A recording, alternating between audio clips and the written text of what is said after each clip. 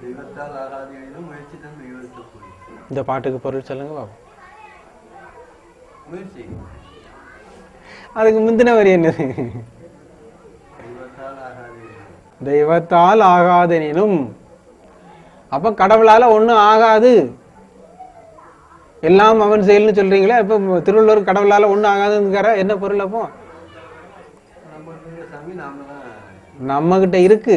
தெய்வத்தால் ஆகாதெனினும். ஏன்னா தெய்வம் இப்ப நம்ம கிட்ட இருக்குது, உள்ள இருக்குது, அதால ஒண்ணும் செய்ய முடியல. ஏன்? நம்ம வினையில நம்மள ஆக்ட் பண்ணிட்டு இருக்கு.